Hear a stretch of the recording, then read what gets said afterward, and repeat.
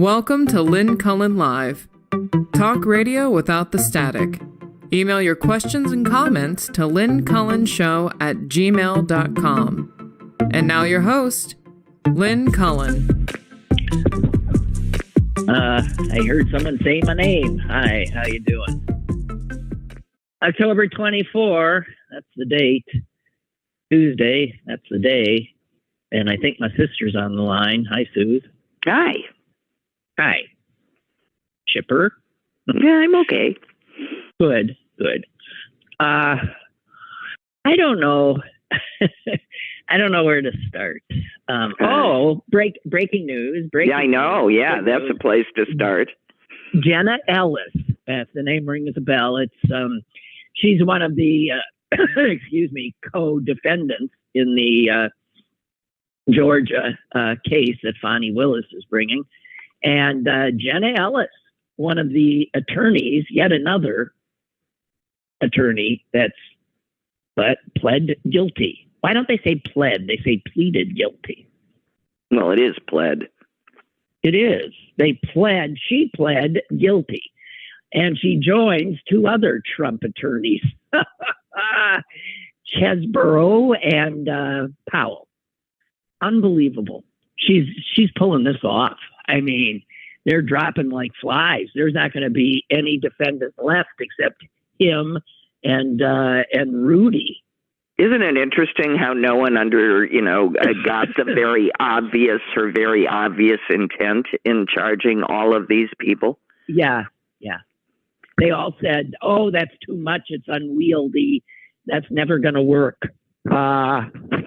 And then the strategy is such that now it's a time game for all the rest of them, because the longer you wait, the less you have to offer, and the less good a deal you're going to get. It's already a less better deal. I don't know what she got, but I mean, we went from misdemeanors to a felony between number 1 and number 2. That's correct. So, it's not getting better the longer they wait. And Jenna was the one who was shocked. I mean, shocked and horrified to find out that that Trump was not helping with her legal fees.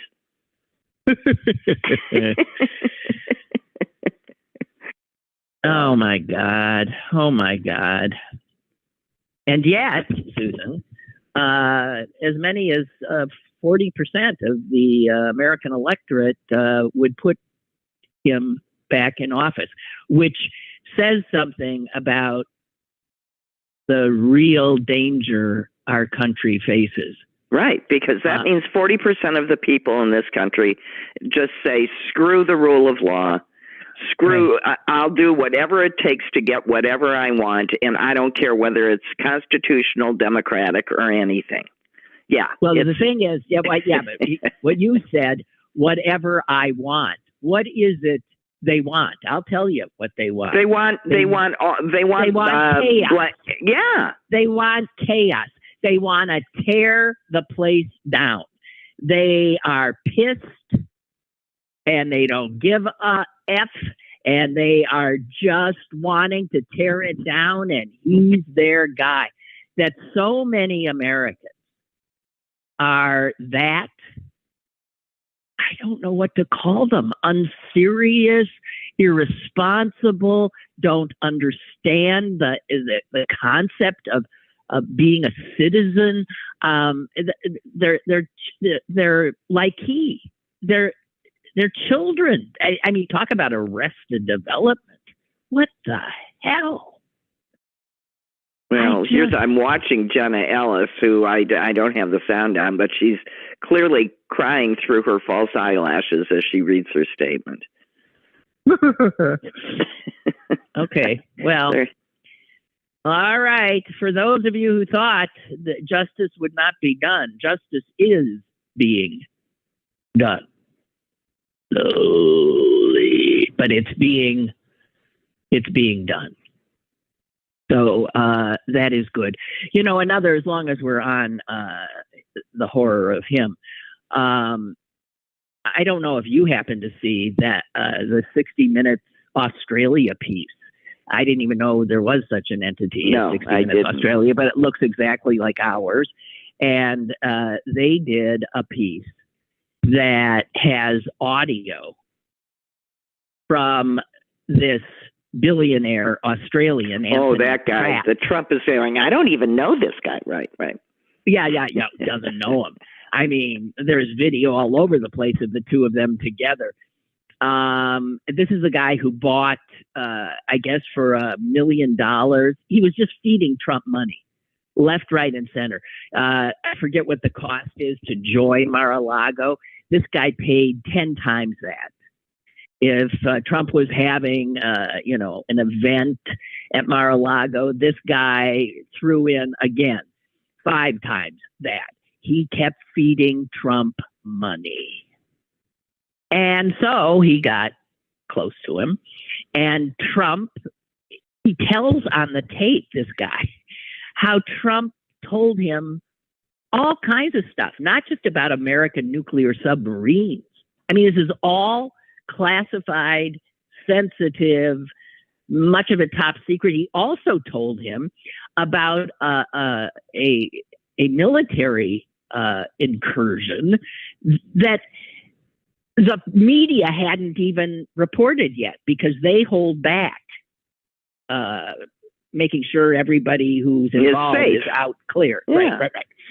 So here is the president of the United States taking money from people who are able to buy access to him and then regaling them to show off his importance, all this stuff he knows.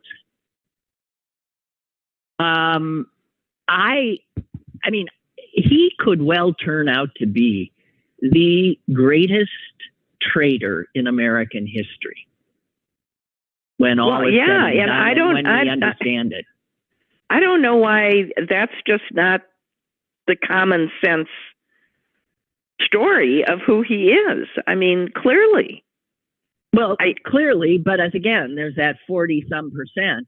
Yeah. So why was this billionaire just getting close to Trump because he wanted to see what he could get out of him, or because he liked him? No, because he too he's very much like Trump. He craves having access to power and powerful men, and he likes whatever access that gives him. He was playing Trump for whatever purpose. He was not a spy, but he then took the information Trump gave him and he regaled people, because these guys all have very fragile egos. Right. So right? Now our top secrets, are just, cocktail conversation in the billionaires club. And he, of course, understood Trump to be an idiot. I mean, he was just stunned. Some of what he talks about with Trump being just a fool. And he said he understood that Trump thought he was playing him, and Trump didn't understand he was being played. The money he gave Trump, he thought of as, big deal. I can afford it, and good investment for me. He threw money at Prince Charles too, and the Austria. This is a guy who wants access, much like Trump. Very similar characters. But again, more and more information is coming out about the extent to which the grifting occurred, how Trump saw, because he always sees, everything is transactional. Well, that's why he's the first president, by the way, since ever, not to be briefed on important stuff the second he stopped being president. He was cut off by everybody. Yeah, because they know he's a danger. He's a national security risk. He's not even a loose cannon. He's got diarrhea of the mouth. Did you see one of the latest things he said? He said something about he's babbling at some event, and he said, yes, and I was talking to this brilliant man, Viktor Orban. He's the president of Turkey. No, he's not. No, he's not. He's the fascist president of Hungary. And then, yeah. But so Pratt also talked about how totally Erdogan is too hard to remember, whatever his name is. Maybe, whatever, it doesn't, but this again is the guy that 40% of Americans want back in the White House. And I wish there was something we could do about them. That it's easy to get rid of one guy. I don't know how you get rid of the enablers and the. I don't think it's right anymore to call them brainwashed. I mean, it's as if they have no capacity to think. I don't even want to get into that, but it just okay. God. And then media. I saw a clip. Good God. I hate to share it, but I will. You've heard of Newsmax, right? Yeah. That's a network that the people who think Trump's a great president watch when they think Fox is being too, I guess, liberal. I don't know. So you got Fox, but you also have Newsmax and more to the and more irresponsible if that's possible. They were doing an interview with Rudy Giuliani the other day. He's another hero. And Giuliani, among other things, said this. I will quote. He was talking about Biden. He said, he's on Iran's side. He's on Hamas's side. He is not on our side. He's got a bunch of spies in his administration. This guy is working for Iran. Why? Well, maybe because they've infiltrated his administration the way the communists infiltrated FDR's administration. Oh, for heaven's sakes. Now, okay, that is insane. Yeah, he's certifiably crazy at this point, I think. Well, yeah, no, he is. But the fact that there is a news operation that treats this, and this is on a show that looks just like you're watching CNN or. Well, listen, I mean, there are actually people reporting, with great seriousness, after hearing it said that, the problem with the southern border is that, all of these Hamas people are coming in. Someone actually said that to me. They called me, sure. To maybe it was like a condolence call. And then the next thing I hear is this. And I said, no. The people coming over the southern border have nothing to do with Hamas. But that's what they're saying. The level of misinformation and disinformation is so intense that and the level of ignorance and willingness to accept whatever is said is so intense. Well, I think in large part, it seems to me, I'm hoping it's willful ignorance, because if people really are this incapable of discerning fact from fiction, again, I fear for the future. Listen, there are people in this country, that look just perfectly normal, that don't know where Mexico is, that don't know where the southern border is, that don't know where the Middle East is in relationship to it. No, I know. And that's not a stretch. That's just the truth. So if you tell them, let us look at how Republicans have worked mightily for decades to subvert the most democratizing institution of this country, which is public education. Right. And so that people knew where countries were in the world and stuff. I mean, if people had knowledge, information, or the ability to think for themselves, they wouldn't be able to hoodwink them quite as easily. So I wanna go somewhere now, which is more difficult. and that is this.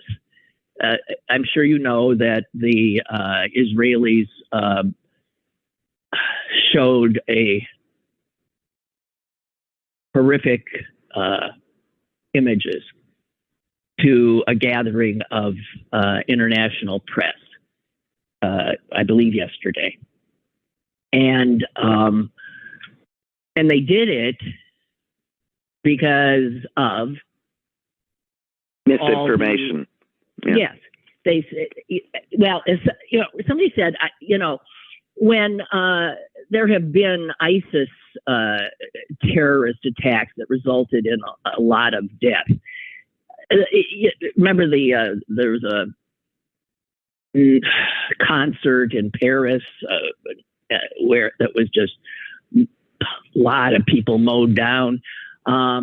There was never a need for the French government to prove it. Yes, to prove it. There was another horror show. I'm in Barcelona at I think involving a train and it is vague to me, but again, there was no need to show the world. But if it's Israel, there is a need because there are people, millions of people around the world who are being told by their news operations that this didn't really happen. And so the Israelis said to these international press people, come on in, we're going to do something we don't normally do. Because in a way, it's disgusting. It's not only disgusting, but it's exhibiting the bodies of the dead. You're right. It's not respectful, right? It's awful. It's awful. So I've been looking all over for reports from the people that were in that room. And I haven't seen a lot, but I finally this morning saw one, and he wrote his account, and it's in the Atlantic. And it is, he said it was 43 minutes. And the footage they showed is footage that Hamas took. Yeah. This is not like Israel going in after. These are their trophy videos. These are, they were wearing body cameras like cops wear. And so it's from their point of view and also from cells and some of them on their cell phones. And some of these things we've seen some of before. And this guy says, I hope I never see anything like this again. But he did go on, and I want to, again, Israel has to prove that their people were murdered in a way that is so, and I'm losing I lost it. Well, you're saying they have to prove that this atrocity that happened less than 2 weeks after, because suddenly it's turned into not about the massacre of Israelis and the unprovoked attack against Israelis, but it's suddenly about what they're calling the genocide of Palestinians, even though the mission statement of Hamas is specifically to wipe Jews off the face of the earth. Okay. So it's exactly the opposite. But and if you watch MSNBC in some of these interviews, you're going context, please, context. Yeah. Let me share. I had lost the train of thought. But I have, not my train of thought. I'd lost what I was reading. Okay. So I found it again. Here we go. Here's what the guy says. Here's what he saw. I mean, he's sparing us a lot in this. But he says men, women, and children are shot, blown up, hunted, tortured, burned, and generally murdered in any horrible manner you could predict, and some that you could not. The terrorists surround a Thai man from Thailand. So there are people, a lot of people from a lot of countries were killed in this massacre.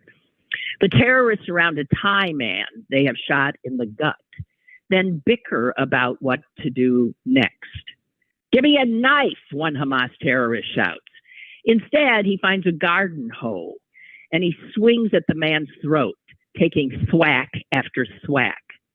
The audience gasped.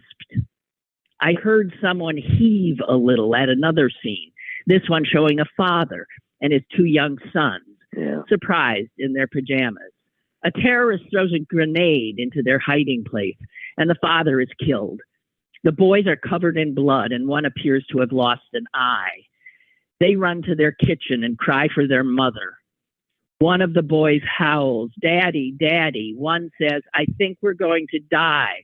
The terrorist who killed their father comes in, and while they weep, he raids their refrigerator. The spokesman was unable to say whether the children survived. The videos show pure predatory sadism, no effort to spare those who pose no threat, and an eagerness to kill, nearly matched by eagerness to disfigure the bodies of the victims. They count the corpses, taking their time, and then they shoot them again. They show people in a state of terror as they wait to be murdered.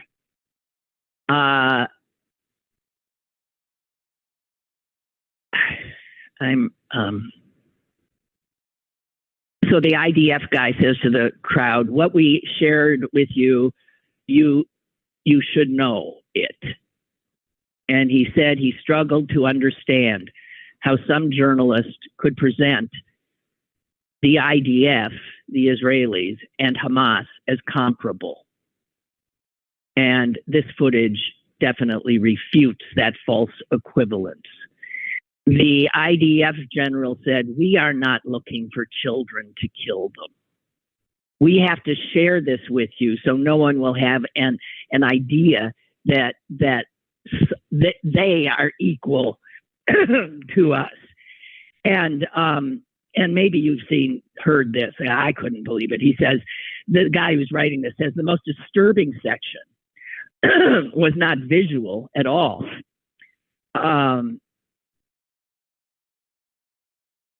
It's a phone call placed by one of the terrorists to his family back in Gaza. He tells his father, "I'm calling from a Jewish woman's phone." And the phone recorded the call. He tells his father that his son, "Dad, your son is now a hero. I killed 10 Jews with my own hands." And then he tells the family about a dozen times that they should open up WhatsApp on their phones because he has sent photographs to prove what he has done. "Put on Mom," he says. "Your son is a hero."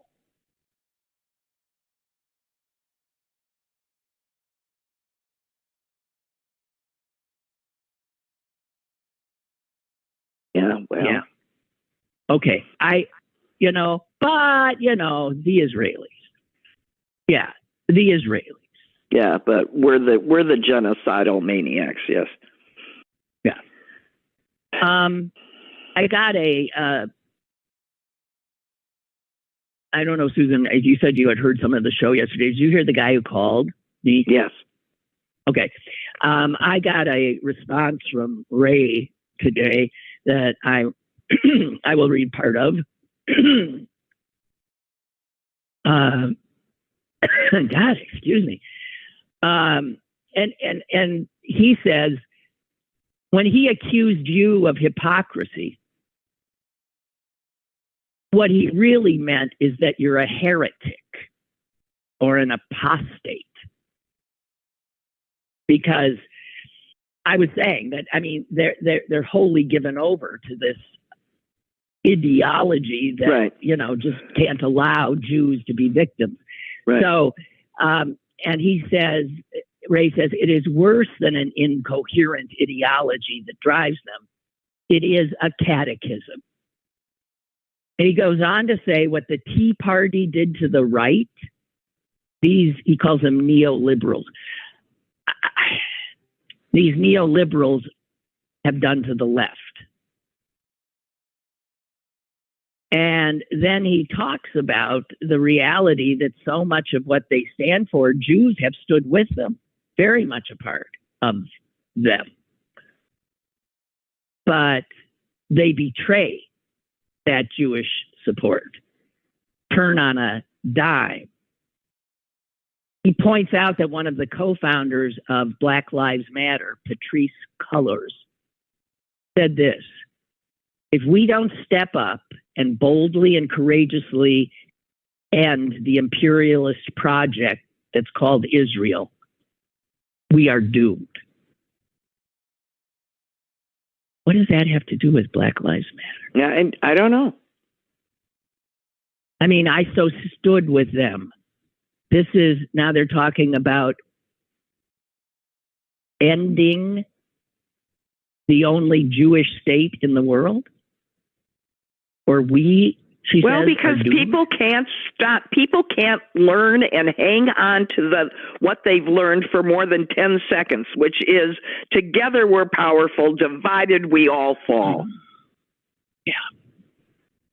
Ray finishes with, how in the name of sanity could your caller claim that this radical left is not consistently against Israel? How could he question the overwhelming participation of these neoliberals in the ongoing pro-Palestinian protests? Look at nearly every university and city. But the most incredible situation is that the far left, feckless revolutionary sheep are doomed to eventual destruction. The radical Muslims they side with look at most of their values as anathema. I mean, that's what I wanted. I tried to point out. You guys are it is all, the incoherence is mind blowing.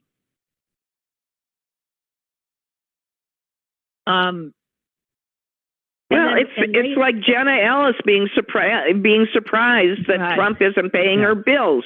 You know, why would these people think that it would be their turn next?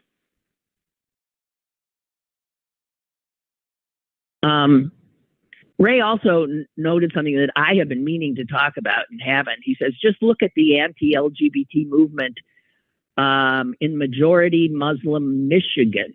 And I thought, oh, wow, I never talked about that because it's so mind-blowing. Let me find it. I still have it here here it is. So you know that in Michigan has a huge Muslim community. Right. And therefore Muslim representatives in Congress, right. Muslim representatives in Congress. And in the case of this story, this was a story that was in the Washington Post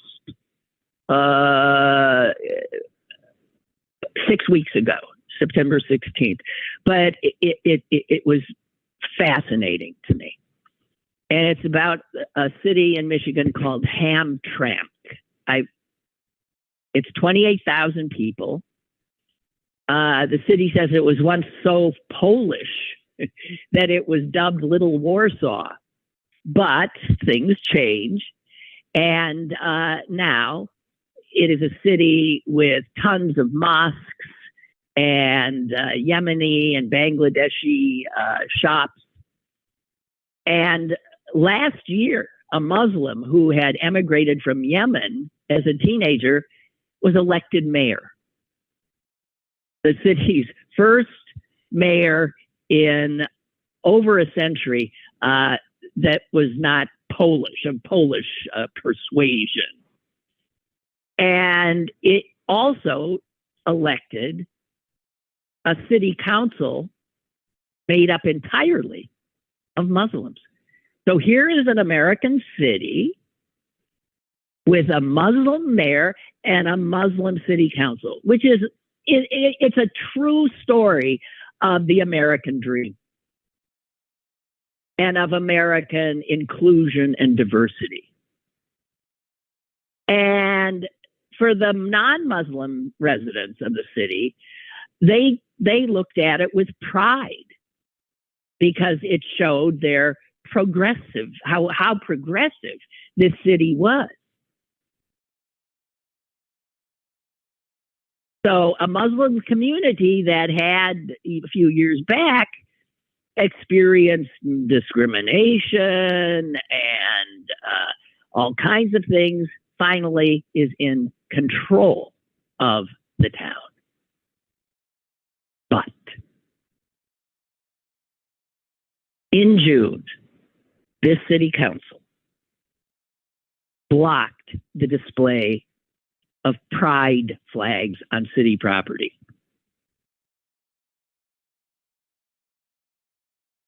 And it's not surprising to note that the members of the LGBT community in that city were overwhelmingly supportive of the Muslim community and its rise.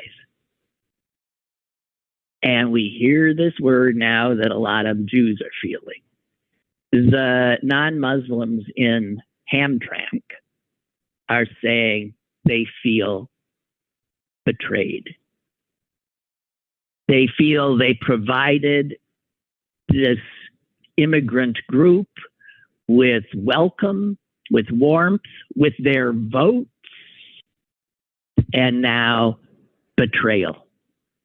A former council member, a retired social worker who is gay, told this council, "We welcomed you. We created nonprofits to help feed, clothe, find housing. We did everything we could to make your transition here easier. And this is how you repay us? By stabbing us in the back."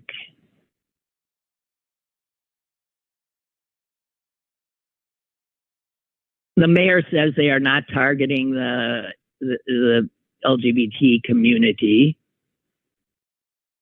but no, they certainly just singled them out. Yeah, for special behavior. Also, since that vote, there's been a spike in thefts and vandalism of pride flags on private property. Homes flying pride flags have been egged. A lot of people say they're thinking of moving because they no longer feel welcome. One lesbian says, "I don't feel comfortable to even hold hands with my girlfriend anymore."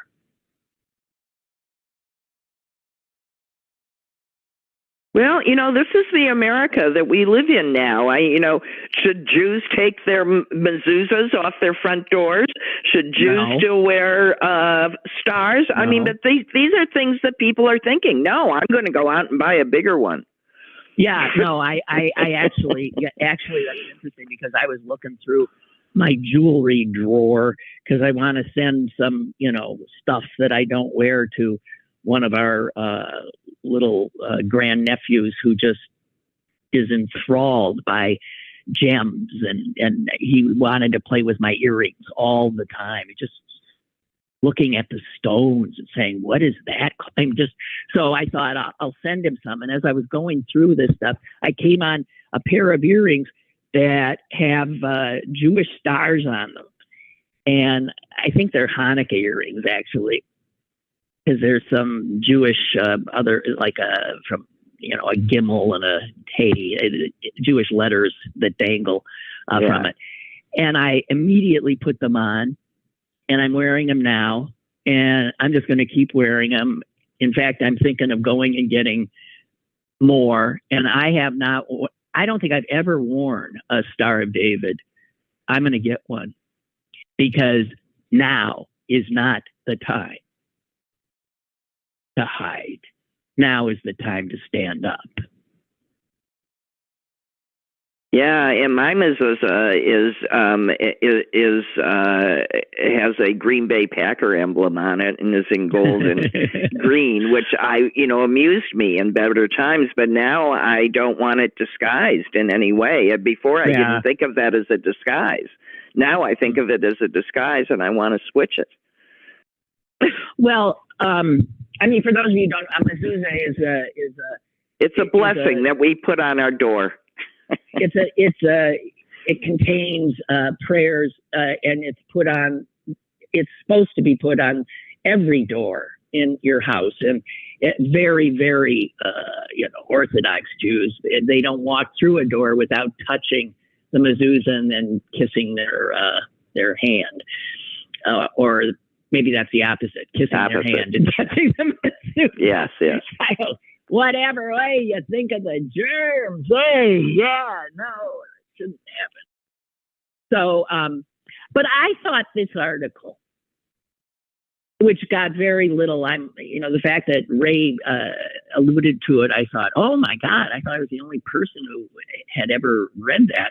I think what it shows, though, and this is, again, back to the big bugaboo, human nature, that people who are without power are the oppressed, the people who are seen as marginalized.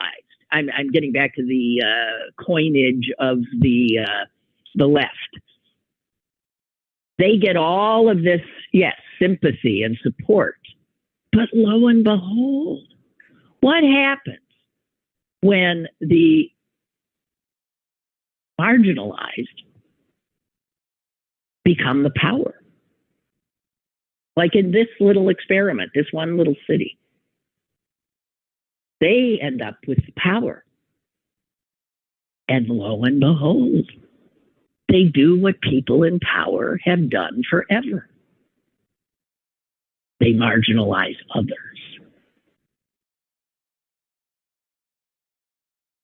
And you could argue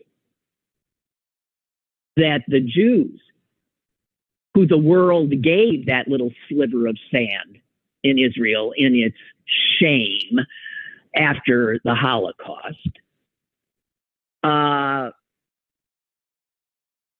when they were seen as victims, did have world sympathy for a little bit. But as soon as they showed they were powerful, and I believe it was the 67 war that did it, then the picture of a Jew was of an Israeli soldier, a strong man who fought back, not a little bearded guy in black being hounded into a crematorium. And the world didn't like that strong Jew. And he went overnight, I think, the Jew, from poor victim to oppressor. It's fascinating how we can so quickly see the very same thing in a different way. It doesn't take much. No. But I think it's the same thing that's going on here. It is human nature. And for the left to make up these lists of who is deserving of their sympathy and their action, and decide who is oppressed and who isn't. Man, I don't know. Oh, Laura's writing, because I didn't know how to pronounce the name of this. She's from Michigan.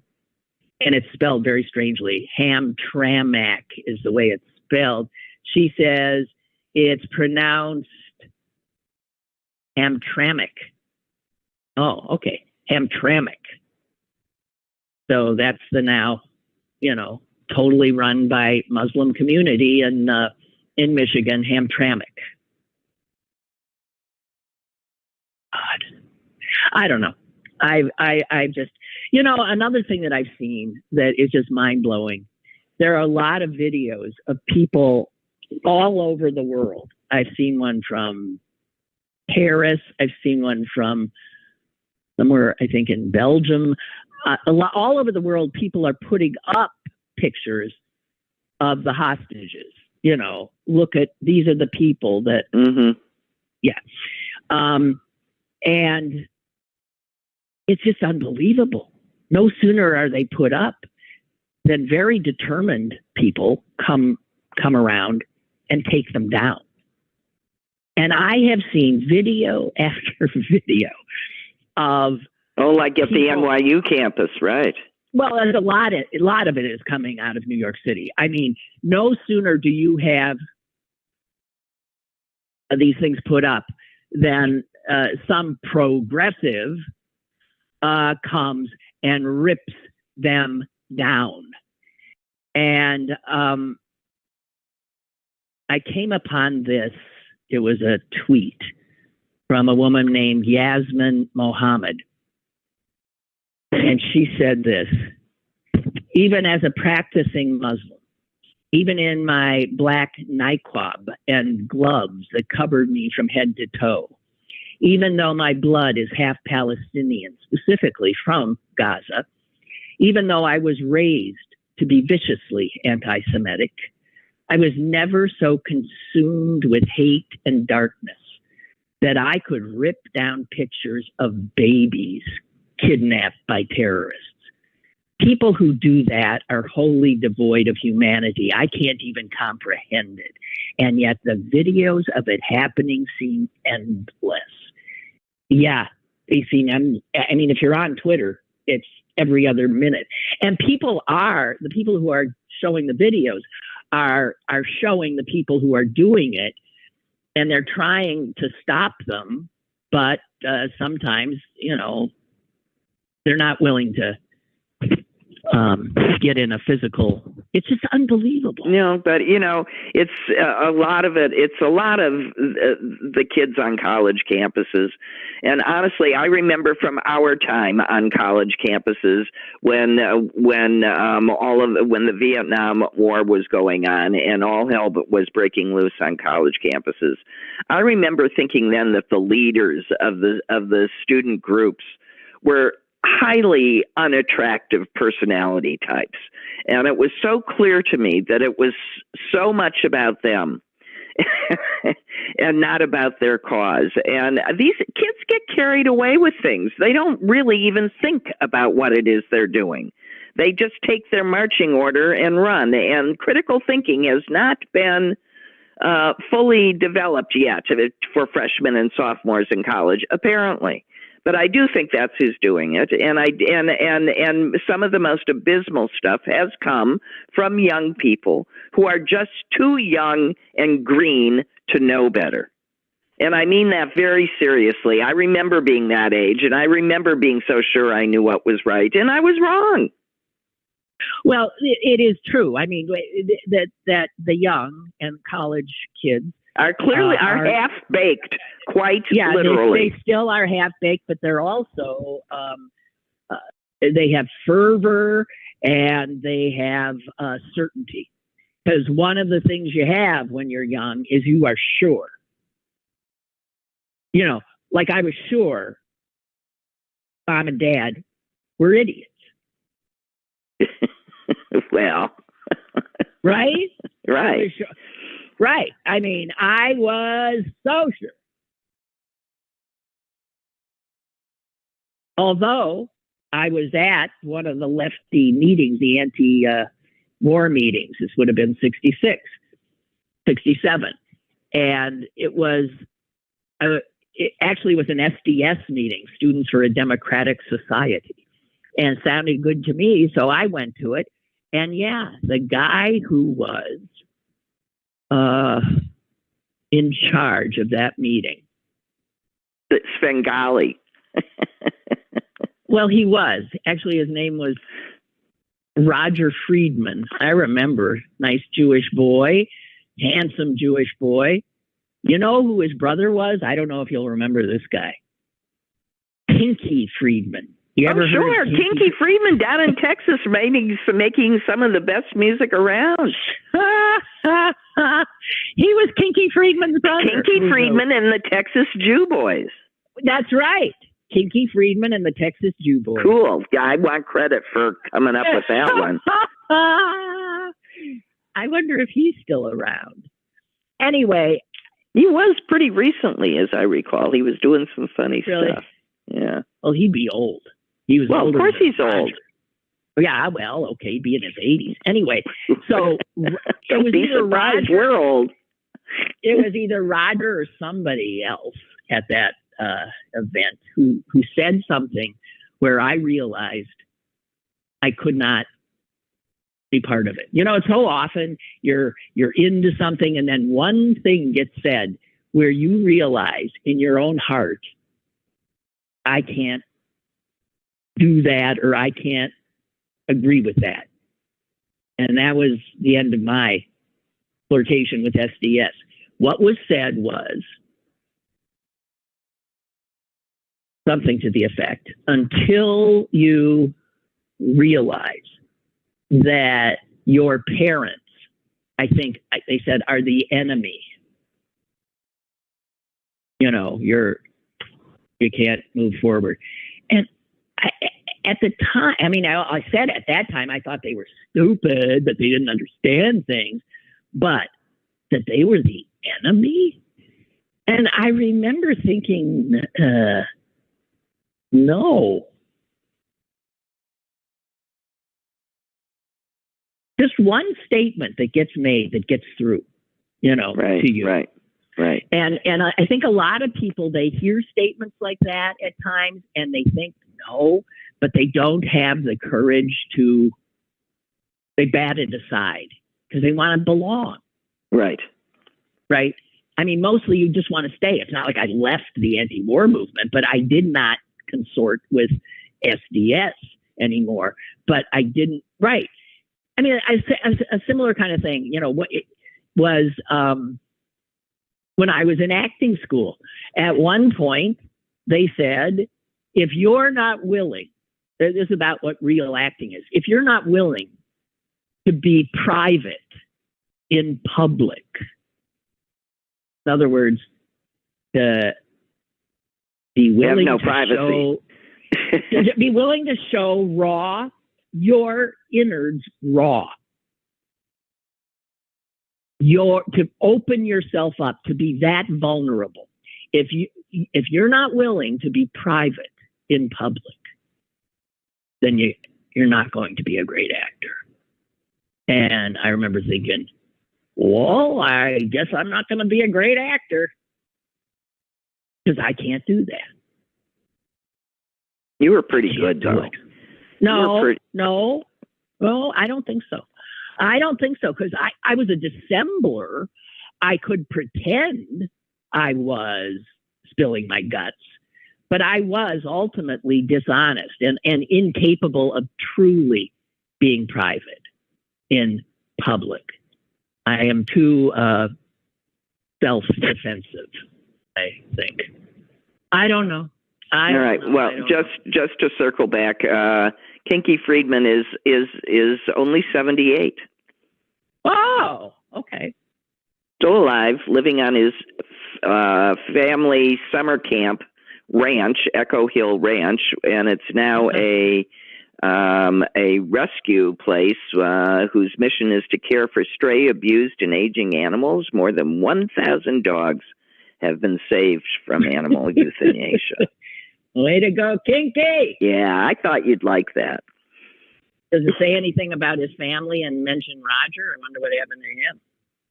That's too common a name if it's just by himself. But so anyway, he was a smart cookie. I had a crush on him, but So, speaking of, Kinky Friedman and the Texas Jew Boys. Yesterday, Susan, I was talking about Jew and Jewish and how the word Jew for some people, they sort of choke on it. Pejorative, yes.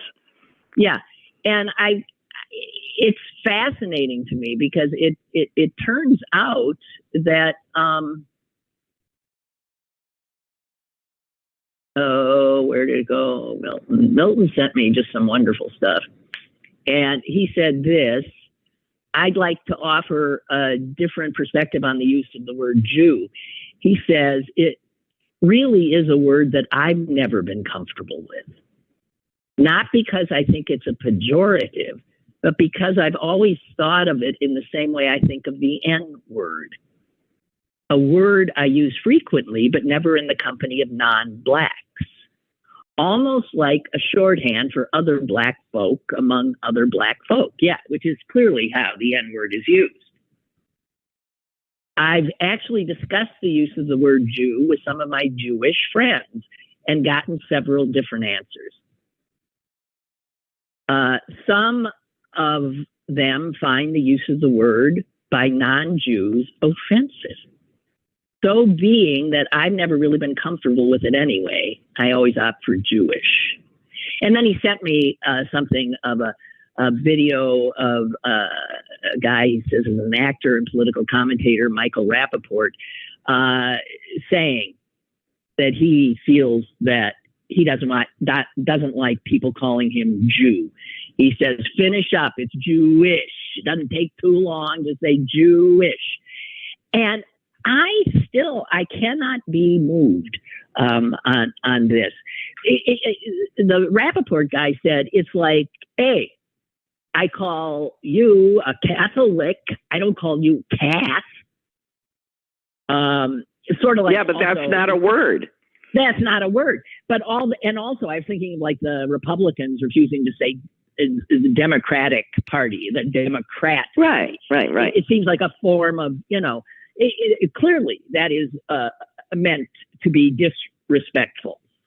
But it's all in the tone. It's all in the tone with which the word is said. Tone and intent are clearly communicable. And I can't imagine anyone being offended if the word is used in proper context, tone, and intent. But if you don't think you can manage that, then just say Jewish. I mean, I am Jewish. I am also a Jew. And I don't. You cannot say, Susan, in regard to the words, as you said, calf is not a word. You cannot say, I am Catholic. I am also a calf. No. I am. You cannot say I am a Jewish.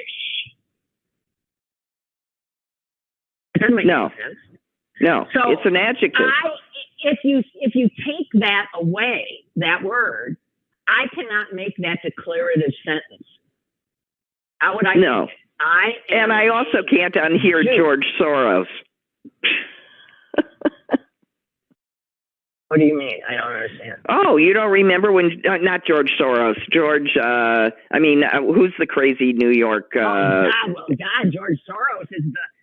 No, I didn't mean George Soros, who is a billionaire Jewish man. No, I meant, what's his name? I don't want to talk Santos and fuck him. Santos, who said he was Jewish. And I can't unhear that either. Well, the thing is if you take away that word Jew, I can't make a declarative. That's the noun. It is the noun. That's the noun of which adding ish to makes the adjective. Makes it squishy. But here's another thing I was thinking. I really think the problem with a lot of people, I think I'm right about the problem saying Jew, is they have thought of it as a pejorative because that's how the world works. A Jew is not a good thing to be. It's pejorative. But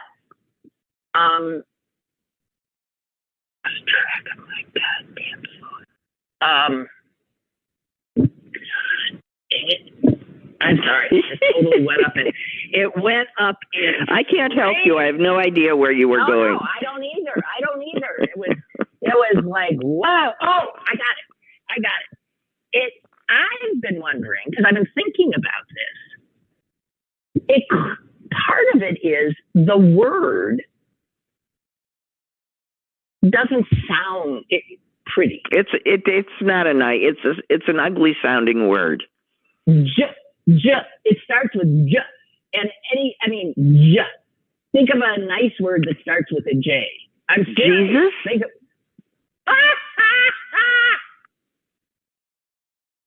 Okay, well, then never mind. Who was a Jew? Yeah, Jesus. Along with being Jewish. And Joseph and Jewish and Jew, but jelly. I think this is something about Jew. I thought it's because it's been used as a pejorative for millennia. That's why. That's all it is. That's all it is. That's because in common usage, it is a pejorative. It also happens to be who we are. So cut it out. You know? Oh, dear. Okay. A few little things here, Susan. This is for you because I know it'll piss you off. Okay. Oh, good. You're like my trainer who is always thrilled if my ribs hurt. Go ahead. Well, she wants you to channel your anger into being stronger. Mm-hmm. Right? Mm-hmm. Okay. It says here, Supreme Court justices interrupt female lawyers far more often than male lawyers. Oh, really? Really? Yeah, I know you. Now, have they broken that down between women and men? Yes. On the court? Yes. And do the women do it as much as the men do? No. Justices Elena Kagan and Sonia Sotomayor buck the trend and are more likely to interrupt men. But that leaves out, leaving out there, what's her name? Amy Conan Bryant. Amy whatever her name. Barrett. Yeah. Barrett, yeah. Can't remember all three names. Okay. So, yeah, Elena Kagan and Sonia Sotomayor buck the trend. It says here, a new study analyzing 4 decades of court transcripts showed that if there's a woman up there and she's arguing the case, man, those guys in robes shut her up over and over, interrupt. Not so with men. I can tell you from personal experience that stuff that the few times that I was in a courtroom, the way I was treated was just, I was sort of just,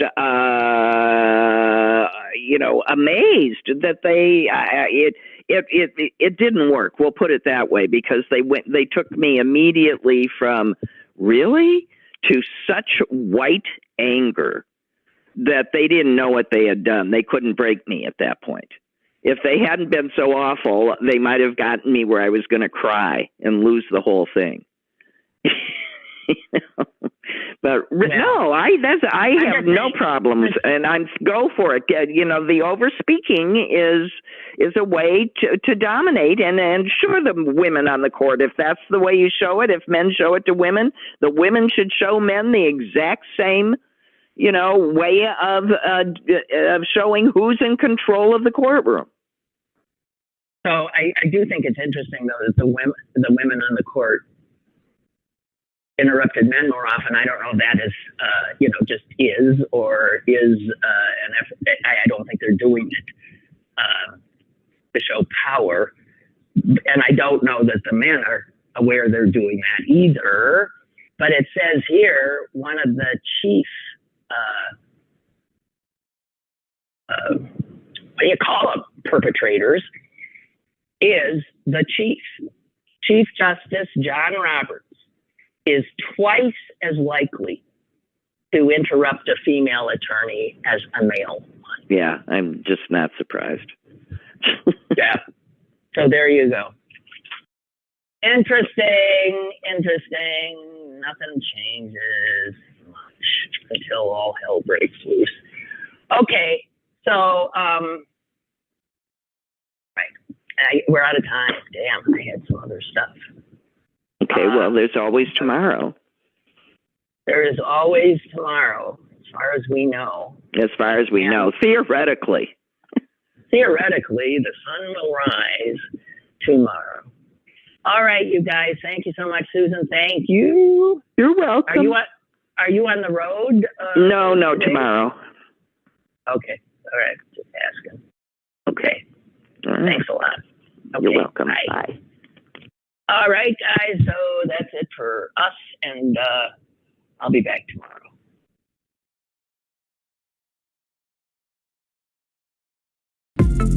Lynn Cullen Live, Monday through Thursday from 10 a.m. to 11 a.m.